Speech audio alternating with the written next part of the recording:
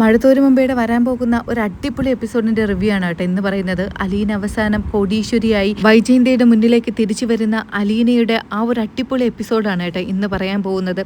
അലീനയുടെ ശ്രദ്ധ വീട്ടുകാര്യങ്ങളിലും അടുക്കളയിലേക്ക് മാത്രം ഒതുങ്ങിക്കൂടുന്നു എന്ന് മനസ്സിലാക്കുന്ന സ്റ്റാൻലി ജോസഫ് അലീനയോട് അലീനയുടെ ഇഷ്ടങ്ങളെ പറ്റി തിരക്കുകയാണ്. അലീനയോട് ചോദിക്കുകയാണ്, മോളെ നിനക്ക് ഈ അടുക്കളയിലും ബാക്കി വീട്ടിലെ കാര്യങ്ങളും ചെയ്യുന്നതിലാണല്ലോ കൂടുതൽ ശ്രദ്ധ, നിനക്ക് എന്തെങ്കിലും പഠിക്കണ്ടേ മോളെ? എൻ്റെ ബാക്കി 3 മക്കളും നന്നായിട്ട് പഠിച്ച് അവർ നല്ലൊരു നിലയിലേക്ക് എത്തുമ്പോൾ നീ മാത്രം ഇങ്ങനെ അടുക്കളയിലേക്ക് ഒതുങ്ങിക്കൂടാതെ നിനക്ക് മുന്നോട്ടുള്ള എന്തെങ്കിലും കാര്യത്തെപ്പറ്റി ചിന്തിച്ചൂടെ മോളെ? ഭാവിയിൽ നല്ലതുപോലെ ജീവിക്കണമെങ്കിൽ നമ്മുടെ കയ്യിൽ പൈസ വേണം, നമുക്കൊരു പവർ വേണം മോളെ. ആ പവർ ഉണ്ടെങ്കിലേ നമ്മളെല്ലാവരും അംഗീകരിക്കുള്ളൂ. നിനക്ക് എൻ്റെ കാര്യം തന്നെ നോക്കിക്കേ, പപ്പയെ എല്ലാവരും ബഹുമാനിക്കുന്നില്ലേ, എല്ലാവരും അച്ചടക്കത്തോടു കൂടെ പപ്പയോട് സംസാരിക്കുന്നില്ലേ, എല്ലാവർക്കും പേടിയാണ്. അതെന്തുകൊണ്ടാണ്? ഞാൻ അത്രയും വലിയൊരു പൊസിഷനിൽ നിന്ന് റിട്ടയർഡായ ആളാണ്, ലഫ്റ്റനൻറ്റ് കേണൽ സ്റ്റാൻലി ജോസഫ്. അപ്പോൾ എൻ്റെ മകളായ നീ ഒരു അടുക്കളയിൽ മാത്രം ഒതുങ്ങിക്കൂടുന്നത് എനിക്കിഷ്ടമുള്ള കാര്യമല്ല. നീ പറമോളെ, നിനക്ക് എന്തൊക്കെ പഠിക്കാനാണ് താല്പര്യം? അതെല്ലാം നിന്നെക്കൊണ്ട് ഞാൻ പഠിപ്പിക്കാം. അപ്പോൾ ഇതൊക്കെ കേട്ടുകൊണ്ട് അലീന പറയുന്നുണ്ട്, പപ്പ ഇത്രയും വർഷം എൻ്റെ ജീവിതം അടുക്കളയിലും അനാഥാലയത്തിൻ്റെ തിണ്ണകളിലും ആയിരുന്നില്ലേ, ഇനി ഞാൻ ഇത്രയും പ്രായമായിട്ട് എന്ത് പഠിക്കാനാണ് പപ്പ? അത് കേൾക്കുമ്പോൾ സ്റ്റാൻലി ജോസഫ് പറയുന്നുണ്ട്, അതൊക്കെ ശരിയാണ് മോളെ, അനാഥാലയത്തിൻ്റെ കാര്യങ്ങളെല്ലാം നീ പറയുന്നത് ശരിയാണ്. പക്ഷേ ഇനി നീ അങ്ങനെയല്ലല്ലോ, നീ സ്റ്റാൻലി ജോസഫിൻ്റെ മകളായിട്ട് തിരിച്ചു വന്നില്ലേ, നിനക്ക് നല്ലൊരു ജീവിതം വേണ്ടേ? നിന്നെ ഒരു കോടീശ്വരൻ്റെ മുന്നിൽ കല്യാണം കഴിപ്പിച്ചയക്കുമ്പോൾ നിനക്ക് നല്ലൊരു വില വേണ്ടേ? ഒരു വീട്ടുവേലക്കാരിയായ ഒരു പെണ്ണിനെ ആരെങ്കിലും കല്യാണം കഴിക്കുമോ? കോടീശ്വരനായുള്ള ഒരാൾ അയാളെ കല്യാണം കഴിച്ചുകൊണ്ട് പോയാൽ തന്നെ എന്തായിരിക്കും നിൻ്റെ അവസ്ഥ? അപ്പോൾ നിനക്കൊരു ജോലി വേണം മോളെ, ആ ജോലി ഉണ്ടെങ്കിലേ നമുക്ക് പിടിച്ചു നിൽക്കാൻ കഴിയുള്ളൂ. പപ്പ കോടികൾ നിനക്ക് തരും, പക്ഷേ അതുകൊണ്ട് കാര്യമില്ല. നിനക്കൊരു വിലയുണ്ടാവണമെങ്കിൽ നീ കുറച്ച് പൈസ സമ്പാദിക്കണം. മോളെ നിനക്ക് എന്താ താല്പര്യമെന്ന് വെച്ചാൽ പറയും, പപ്പ നാളെ തന്നെ കോളേജിൽ അഡ്മിഷൻ എടുക്കാം. അഡ്മിഷൻ്റെ കാര്യത്തെ പറ്റിയൊന്നും നീ വ്യാകുലപ്പെടേണ്ട കാര്യമില്ല. ഏത് കോളേജിലാണോ പഠിക്കേണ്ടത് അവിടെ അയച്ച് നിന്നെ ഞാൻ പഠിപ്പിക്കും. എത്ര രൂപ ചിലവാക്കിയിട്ട് വേണമെങ്കിലും നിൻ്റെ ആഗ്രഹം ഞാൻ നടത്തിത്തരും. ഇതൊക്കെ കേൾക്കുമ്പോൾ അലീനയ്ക്ക് വലിയ സന്തോഷമാവുകയാണ്. അലീന പപ്പയോട് പറയുന്നുണ്ട്, പപ്പ എൻ്റെ ആഗ്രഹങ്ങൾ, പണ്ട് എനിക്ക് ഒരുപാട് ആഗ്രഹങ്ങളുണ്ടായിരുന്നു, ഒരു IAS-കാരി, ഒരു IPS എടുക്കണം, അങ്ങനെ പല മോഹങ്ങളും. പക്ഷേ അനാഥാലയത്തിൻ്റെ ഉള്ളിൽ ഇതൊക്കെ ഒതുക്കി കൂടി വെക്കാനല്ലേ പപ്പ കഴിയൂ. ഞാൻ +2 വരെ പഠിച്ചു, അതിനുശേഷം ചില സാഹചര്യങ്ങൾ കൊണ്ട് എനിക്ക് പഠിക്കാൻ കഴിഞ്ഞില്ല പപ്പ. ബ്രിജിത മമ്മിയുടെ മരണവും എല്ലാം കൂടെ ആയപ്പോൾ പിന്നെ എനിക്ക് അവിടെ നിന്ന് ഇറങ്ങേണ്ടി വന്നു. മോളെ നിനക്ക് IAS-കാരിയായണോ ആവണോ? നിന്നെ ഞാൻ അതിന് പഠിപ്പിക്കാം മോളെ. എന്താ പപ്പ ഈ പറയുന്നത്? പപ്പ വിഡ്ഢിത്തം പറയല്ലേ. ഇത്രയും പ്രായമായ ഞാൻ, അതും +2 വരെ മാത്രം പഠിച്ചിട്ടുള്ള ഞാൻ ഇനി ഒരു IAS-കാരി ആവണമെന്ന് പറഞ്ഞാൽ എന്താ പപ്പ ഈ പറയുന്നത്? പപ്പയ്ക്ക് ഇത്രയും വിദ്യാഭ്യാസം ഇല്ലേ? ആ പപ്പയാണോ എന്നോട് ഇത് പറയുന്നത്? മോളെ ഇത്രയും വിദ്യാഭ്യാസം ഉള്ളത് കൊണ്ട് തന്നെയാണ് ഞാൻ നിന്നോട് ഈ കാര്യങ്ങൾ പറയുന്നത്. IAS-കാരി ആകണമെങ്കിൽ അതിനുള്ള കഴിവ് നിനക്കുണ്ട് മോളെ. +2 വരെ പഠിച്ചു എന്നുള്ളതൊരു കുറവാണോ? അതിനുശേഷം ഞാൻ പഠിപ്പിക്കാമല്ലോ. പ്രായം എന്നുള്ളത് അത് പഠിക്കാനുള്ള ഒരു കുറവല്ല മോളെ. നിനക്ക് ഇഷ്ടമുള്ളിടത്തോളം നീ പഠിക്കണം, അതിൽ നീ ഒരു വിട്ടുവീഴ്ചയും ചെയ്യരുത്. നിനക്ക് എത്രത്തോളം പഠിക്കാൻ പറ്റുമോ അതിനുള്ള സാഹചര്യങ്ങൾ ഇപ്പോൾ നമ്മുടെ അടുത്തില്ലേ? അപ്പോൾ എൻ്റെ മോളെ ഞാൻ പഠിപ്പിക്കും, വലിയൊരു IAS-കാരി ആക്കും. ഇനി IAS-കാരി ആയില്ലെങ്കിലും എവിടെയെങ്കിലുമൊക്കെ ഞാൻ നിന്നെ എത്തിക്കും. പപ്പ നാളെ തന്നെ കോളേജിൽ അഡ്മിഷൻ എടുക്കും, മോൾ തയ്യാറായിക്കോ? മനസ്സില്ലാ മനസ്സോടുകൂടി അലീന പറയുന്നുണ്ട്, പപ്പ ഇതൊക്കെ ആലോചിച്ചിട്ട് തന്നെയാണോ പപ്പ ചെയ്യുന്നത്? എന്താ സംശയം? എനിക്ക് നിന്നെ പഠിപ്പിക്കണം, നിന്നെ വലിയൊരു നിലയിലെത്തിക്കണം, നിനക്കതിനുള്ള കഴിവുണ്ട്. അപ്പോൾ ഔതുകുട്ടിച്ചായം പറയാണ്, മോളെ അവനൊരു തീരുമാനമെടുത്തില്ലേ, അത് നിൻ്റെ നല്ലതിന് വേണ്ടിയിട്ടല്ലേ മോളെ, അത് അങ്ങ് നീ സമ്മതിച്ചു കൊടുക്ക്. നിനക്കതിനുള്ള കഴിവുണ്ട് മോളെ. എൻ്റെ ചിന്നമ്മയ്ക്കും ഇതുപോലെ കഴിവുണ്ടായിരുന്നു, ആ കഴിവ് നിനക്കുണ്ട് മോളെ. അപ്പോൾ നീ പഠിക്കണം, പഠിച്ച് നിന്നെ കുറ്റപ്പെടുത്തിയവരുടെ എല്ലാവരുടെയും മുന്നിൽ നീ നല്ലവളായിട്ട് വലിയൊരു കോടീശ്വരിയായിട്ട് നീ തിരിച്ചു പോകണം മോളെ. അത് കാണുമ്പോൾ അവർക്കൊരു അത്ഭുതം ഉണ്ടാവണം. അത് നിൻ്റെ പപ്പയുടെ മോഹമാണ്, അത് നീ സാധിച്ചു കൊടുക്കും മോളെ, നിന്നെക്കൊണ്ട് കഴിയും. ശരി അപ്പച്ച, പപ്പ പറഞ്ഞതുപോലെ ഞാൻ കോളേജിൽ പോയി തുടങ്ങാം. അപ്പോൾ സ്റ്റാൻലിക്കും വലിയ സന്തോഷമാവുകയാണ്. സ്റ്റാൻലി ജോസഫ് കേരളത്തിലെ തന്നെ വലിയൊരു കോളേജിൽ അലീനയ്ക്ക് അഡ്മിഷൻ റെഡിയാക്കുന്നുണ്ട്. അലീന അവിടെ പോയി പഠിക്കാനും തുടങ്ങുന്നുണ്ട്. ഓരോ ഘട്ടങ്ങളിലും അവൾ നന്നായിട്ട് പഠിച്ച് വീട്ടിൽ ഹാർഡ് വർക്ക് ചെയ്ത് തന്നെയാണ് ഓരോ പരീക്ഷയ്ക്കും മാർക്ക് വാങ്ങിക്കുന്നത്. ഓരോ പരീക്ഷയുടെ പേപ്പർ കൊണ്ടുവന്ന് സ്റ്റാൻലി ജോസഫിനെ കാണിക്കുമ്പോൾ സ്റ്റാൻലിക്ക് അമിതമായിട്ടുള്ള സന്തോഷമാണ് ഉണ്ടാകുന്നത്. സ്റ്റാൻലി അലീനയെ കെട്ടിപ്പിടിച്ച് പറയുന്നുണ്ട്, വെൽഡൻ മോളെ, വെൽഡൻ. ഇത് തന്നെയാണ് പപ്പ ആഗ്രഹിച്ചത്, നിന്നെ കൊണ്ട് സാധിക്കും. അങ്ങനെ അനാഥാലയത്തിൽ വെച്ച് കണ്ട സ്വപ്നങ്ങളെല്ലാം അവൾ പതിയെ പതിയെ നേടിയെടുക്കുന്നുണ്ട്. അവസാനം IAS എന്നുള്ള ഘട്ടത്തിലേക്ക് എത്തുന്ന സമയത്ത് അലീനയ്ക്ക് സ്റ്റാൻലി ജോസഫ് വലിയ മോട്ടിവേഷനാണ് നൽകുന്നത്. മോളെ, നിന്നെ കൊണ്ട് നടക്കും, നിന്നെ കൊണ്ട് സാധിക്കാത്തതായിട്ട് ഒന്നുമില്ല. പപ്പയുടെ മോളല്ലേ നീ, പപ്പയ്ക്ക് നീ ഒരു IAS കാര്യമായിട്ട് കാണണമെന്നാണ് ആഗ്രഹം. അത് സാധിച്ചു തരില്ലേ പപ്പ? എനിക്ക് ഉറപ്പൊന്നും പറയാൻ കഴിയില്ല, പക്ഷേ ഞാൻ മാക്സിമം ഞാൻ ശ്രമിക്കും. ഒരു IAS കാര്യമായിട്ട് പപ്പയ്ക്ക് എന്നെ കാണണമെന്ന് ആഗ്രഹം ഉണ്ടെങ്കിൽ അത് ഞാൻ എങ്ങനെയെങ്കിലും ഞാൻ നേടിയെടുക്കും. അതിനുവേണ്ടി കഠിനാധ്വാനം ചെയ്യും പപ്പ. അപ്പോൾ സ്റ്റാൻലി ജോസഫ് പറയാണ്, മതി മോളെ, അത് കേട്ടാൽ മതി, അപ്പോൾ നിനക്ക് സാധിക്കും. അങ്ങനെ അവസാനം IAS പരീക്ഷയും വന്ന് അതിൻ്റെ റിസൾട്ടും കാത്തിരിക്കുന്ന ദിവസങ്ങളിൽ സ്റ്റാൻലി ജോസഫിനും അലീനയ്ക്കും വല്ലാത്ത ടെൻഷനാണ്. അങ്ങനെ പിറ്റേ ദിവസത്തെ പത്രത്തിൽ വലിയൊരു ഹെഡിങ് ആയിട്ട് വരുന്നുണ്ട്, അലീന IAS എന്ന്. അത് കാണുമ്പോൾ അലീനയ്ക്കും സ്റ്റാൻലി ജോസഫിനും അടക്കാൻ പറ്റാത്ത സന്തോഷമാണ്. കൈതക്കൽ മാളിക വീട്ടിൽ രാവിലെ പത്രം വായിക്കുന്ന മനു കാണുന്നത് അലീന IAS പാസ്സായിട്ട് നിൽക്കുന്ന ഫോട്ടോ പത്രത്തിൽ വരുന്നതാണ്. അവനും അമിതമായിട്ടുള്ള സന്തോഷമാണ്, അടക്കാൻ പറ്റാത്ത സന്തോഷം. അപ്പോൾ തന്നെ അവൻ അലീനയെ ഫോൺ വിളിക്കുകയാണ്. അലീന, നീ പഠിക്കുന്നുണ്ടെന്നൊക്കെ അറിഞ്ഞപ്പോൾ ഇത്രയും വലിയൊരു സർപ്രൈസ് ആയിരിക്കുമെന്ന് ഞാൻ വിചാരിച്ചില്ല. എന്നാലും കൺഗ്രാജുലേഷൻ, ഒരുപാട് സന്തോഷമായി എനിക്ക്. മനുവേട്ട, താങ്ക് യു മനുവേട്ട. ഞാനും വിചാരിച്ചിരുന്നില്ല മനുവേട്ട. പപ്പ എന്നെ പഠിപ്പിക്കാമെന്ന് പറഞ്ഞപ്പോൾ ഒരുപാട് എതിർത്തു. ഒരു വീട്ടുവേലക്കാരിയായിട്ട് അനാഥയായിട്ടൊക്കെ കഴിഞ്ഞവൾക്ക് ഒരു IAS എന്നുള്ളൊരു സ്വപ്നമൊക്കെ വിദൂരമായിരുന്നു മനുവേട്ട. പക്ഷേ പപ്പയാണ് അതിനുള്ള ധൈര്യം എല്ലാം തന്നത്, എന്നെക്കൊണ്ട് സാധിക്കുമെന്ന് പറഞ്ഞതും എന്നെ കേരളത്തിലെ ഏറ്റവും വലിയ കോളേജിൽ വിട്ട് പഠിപ്പിച്ചതും എല്ലാം. അതെ, അതിരിക്കട്ടെ, പക്ഷേ പഠിച്ചത് നീയല്ലേ. നിനക്ക് കഴിവുണ്ടെങ്കിലല്ലേ IAS എന്നൊക്കെ പറയുന്ന വലിയൊരു ജോലി നിനക്ക് കിട്ടുള്ളൂ. മനുവേട്ട, എനിക്ക് അങ്ങനെ വലിയ ആഗ്രഹങ്ങളൊന്നും ഇല്ലായിരുന്നു മനുവേട്ട. ഞാൻ പറഞ്ഞില്ലേ, പപ്പയായിരുന്നു എൻ്റെ പ്രചോദനം. പപ്പയാണ് എന്നെ ഒരുപാട് പ്രോത്സാഹിപ്പിച്ചത്. അങ്ങനെയാണ് ഞാൻ ആഗ്രഹത്തിലേക്ക് തിരിച്ചു വന്നത്. പണ്ട് അനാഥാലയത്തിലിരിക്കുമ്പോൾ ബ്രിജിത മമ്മി എന്നോട് ചോദിക്കുമായിരുന്നു, മോളെ നിനക്ക് എന്താവാൻ ആഗ്രഹമായിരുന്നു? വെറുതെയെങ്കിലും ഞാൻ പറയും മനുവേട്ട, IAS കാര്യമാവണം, IPS കാര്യമാവണം എന്നൊക്കെ. അന്നൊക്കെ എനിക്കറിയാമായിരുന്നു ഒരു കാലത്ത് നടക്കാത്ത സ്വപ്നമായിരുന്നു എന്തെന്ന്. പക്ഷേ ഇതൊക്കെ ഇപ്പോൾ എനിക്ക് കിട്ടുമ്പോൾ അതൊരു സ്വപ്നമാണോ യാഥാർത്ഥ്യമാണോ എന്ന് എനിക്ക് മനസ്സിലാക്കാൻ കൂടെ കഴിയുന്നില്ല മനുവേട്ട. എന്താ അലീന നീ പറയുന്നത്? എനിക്ക് നിന്നെ കാണാൻ കൊതിയാവുന്നു, ഞാൻ കുളത്തുപുഴയിലേക്ക് വരട്ടെ. അപ്പോൾ അലീന മൗനത്തോടു കൂടി നിന്നിട്ട് പറയുന്നുണ്ട്, മനുവേട്ട, അറിയാലോ പപ്പയ്ക്ക് ഇപ്പോഴും നമ്മുടെ കാര്യത്തിൽ വലിയ താല്പര്യമൊന്നുമില്ല. പതിയെ എങ്ങനെയെങ്കിലും മനുവേട്ടനുള്ള ദേഷ്യം മാറ്റിയെടുക്കണം, എന്നാലേ പറ്റുള്ളൂ മനുവേട്ട. അതിന് വേണ്ടിയിട്ട് ഞാൻ ശ്രമിക്കുന്നുണ്ട്. ഒരു കാലത്ത് അതും സാധിക്കും മനുവേട്ട. ഇപ്പോൾ അവരുടെ ആഗ്രഹത്തിനനുസരിച്ച് ജീവിക്കാം. പക്ഷെ ഒരിക്കലും പപ്പ പറയുന്നത് പോലെ മറ്റൊരു കോടീശ്വരനെ ഇന്ന് വിവാഹം കഴിക്കാൻ ഈ അലീനയ്ക്ക് ഈ ജീവിതത്തിൽ കഴിയില്ല. അലീന കല്യാണം കഴിക്കുന്നെങ്കിൽ അത് മനുവേട്ടനെ തന്നെയായിരിക്കും. വയ്ക്കട്ടെ മനുവേട്ട എന്ന് പറയുമ്പോൾ ചെറു പുഞ്ചൂരോടുകൂടി മനു പറയുന്നുണ്ട്, ശരി വച്ചോ. അങ്ങനെ അതിനുശേഷം അലീന സ്റ്റാൻലി ജോസഫിനോട് മറ്റൊരാഗ്രഹം പറയുന്നുണ്ട്. പപ്പ, എന്താ മോളെ, എന്താ, നിനക്ക് എന്തെങ്കിലും പറയാനുണ്ടോ? ഉണ്ട് പപ്പ എന്താന്ന് വെച്ചാൽ പറയ്. എനിക്കിപ്പോൾ IAS ഒക്കെ കിട്ടിയില്ലേ പപ്പ, എനിക്കൊന്ന് വീട്ടിലേക്ക് പോകണമെന്നുണ്ട്. വീട്ടിലേക്കോ? എവിടെ? അച്ഛനെ കാണാൻ നെടുമ്പുരയ്ക്കൽ വീട്ടിലേക്ക് പോകണമെന്നുണ്ട് പപ്പ. മോളെ, നിനക്ക് IAS ഒക്കെ കിട്ടി, ശരിയാണ്. പക്ഷേ ഇപ്പോൾ നീ പോയാൽ അവൾ വൈജയന്തി എങ്ങനെ പ്രതികരിക്കുമെന്ന് അറിയില്ല. അതുകൊണ്ട് നിന്നെ തനിച്ച് വിടാൻ എനിക്ക് പ്രയാസമാണ്. നമുക്ക് കുറച്ച് നാൾ കഴിയട്ടെ, ഇതിനെയൊക്കെ ഒന്ന് റെഡിയാവട്ടെ, എന്നിട്ട് പോവാം. അവൾ അതിന് സമ്മതം മൂളി. അതിനുശേഷം സ്റ്റാൻലി ജോസഫ് തീരുമാനിക്കുകയാണ്, മോളെ നീ IAS ഒക്കെ എടുത്തില്ലേ, നിനക്ക് ഡ്രൈവിംഗ് അറിയില്ലല്ലോ, ഒരു കാറൊക്കെ വേണ്ടേ മോളെ ഇനി ഒരു പത്രാസിന്? ഇനി ഓഫീസിലേക്ക് പോകുമ്പോൾ കാർ ഓടിച്ച് വേണ്ടേ പോവേണ്ടത്, അല്ലാതെ പണ്ടത്തെ അലീനയെ പോലെ നടന്നാണോ പോവേണ്ടേ? എന്താ പപ്പ, ഞാൻ IAS കാര്യമായെന്ന് വിചാരിച്ചിട്ട് എൻ്റെ സ്വഭാവത്തിൽ മാറ്റം വരുമോ? എനിക്ക് ഡ്രൈവിംഗ് ഒന്നും പഠിക്കേണ്ട പപ്പ. ഇല്ല മോളെ, ലഫ്റ്റനൻറ്റ് കേണൽ സ്റ്റാൻലി ജോസഫിൻ്റെ മകള് ഡ്രൈവിംഗ് അറിയില്ല എന്ന് പറഞ്ഞാൽ അത് വളരെ മോശമാണ്. നീ ഡ്രൈവിംഗ് പഠിക്കണം. ഞാൻ ഒരു ഡ്രൈവിംഗ് സ്കൂളിൽ നിന്നെ ചേർക്കാം. വേണ്ട പപ്പ, ഡ്രൈവിംഗ് സ്കൂളിലൊന്നും ചേർത്ത് കഴിഞ്ഞാൽ ഞാൻ പഠിക്കില്ല, എനിക്ക് പോവാനും താല്പര്യമില്ല. ഞാൻ പഠിക്കണമെന്ന് താല്പര്യമുണ്ടെങ്കിൽ പപ്പ എന്നെ പഠിപ്പിക്കണം, എങ്കിൽ ഞാൻ ഡ്രൈവിംഗ് പഠിക്കാം.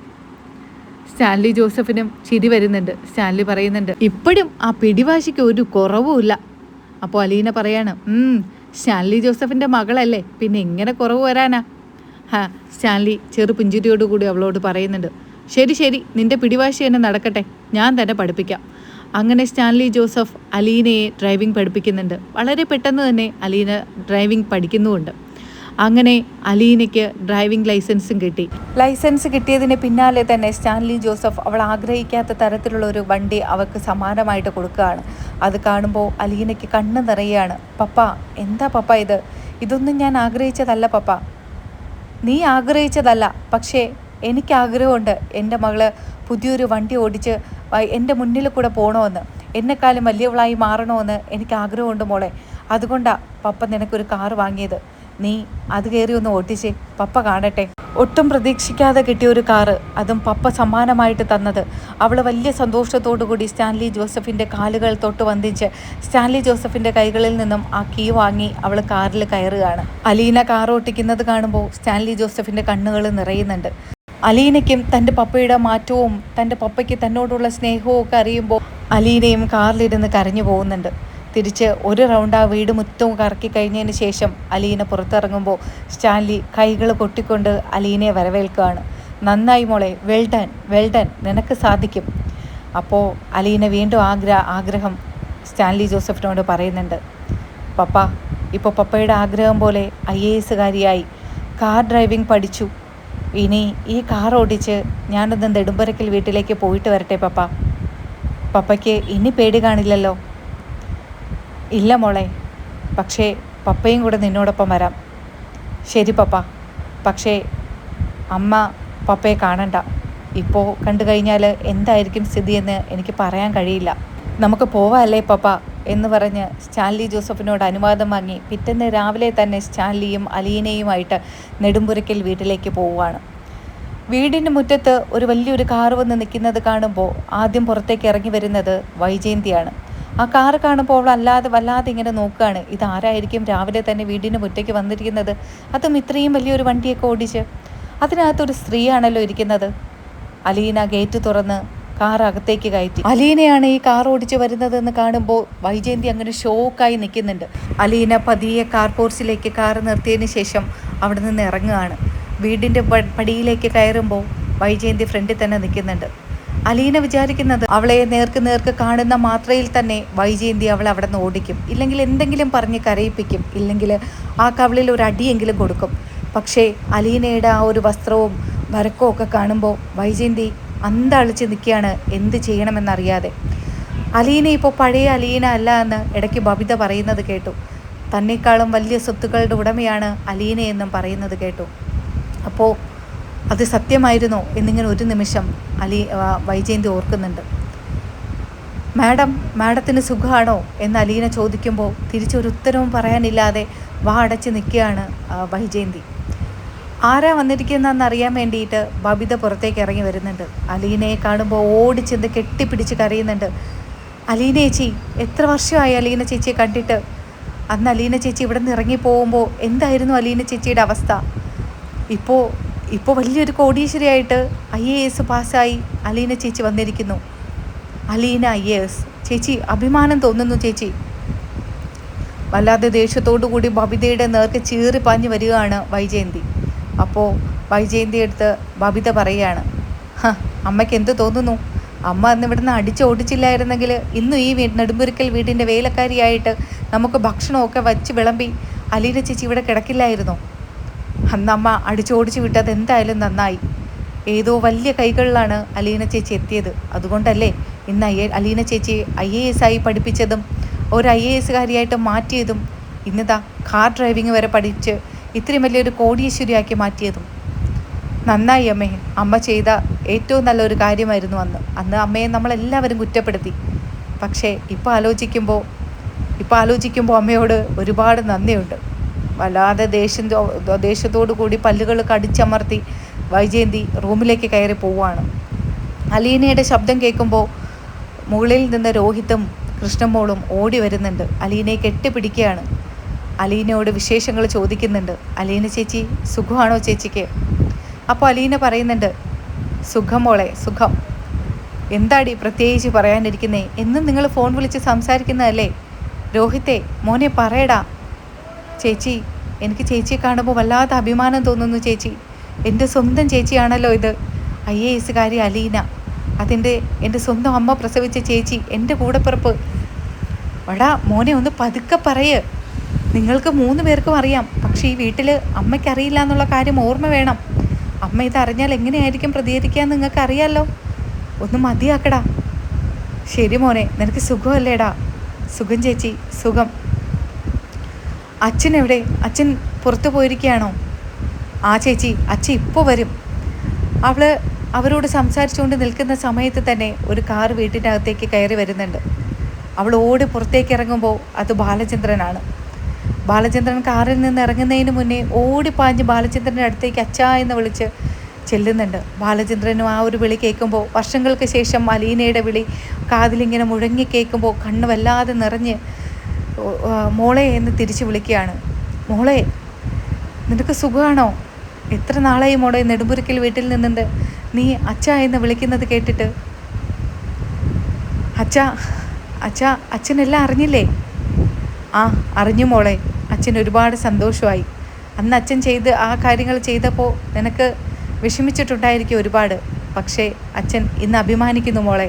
അന്ന് അച്ഛൻ ആ ഒരു ഉറപ്പായ തീരുമാനം എടുത്തത് കൊണ്ടല്ലേ ഇന്ന് നിനക്ക് ഇത്രയും വലിയൊരു നിലയിലേക്ക് എത്താൻ കഴിഞ്ഞത്. അച്ഛാ, അന്ന് അച്ഛനെ ഞാനും കുറ്റപ്പെടുത്തിയിരുന്നു. സോറി അച്ഛാ. എന്താടി മോളെ ഇത്? അന്ന് നിൻ്റെ ഉള്ളിൽ എന്തുമാത്രം സങ്കടം ഉണ്ടായിരുന്നു എന്ന് എനിക്കറിയാം.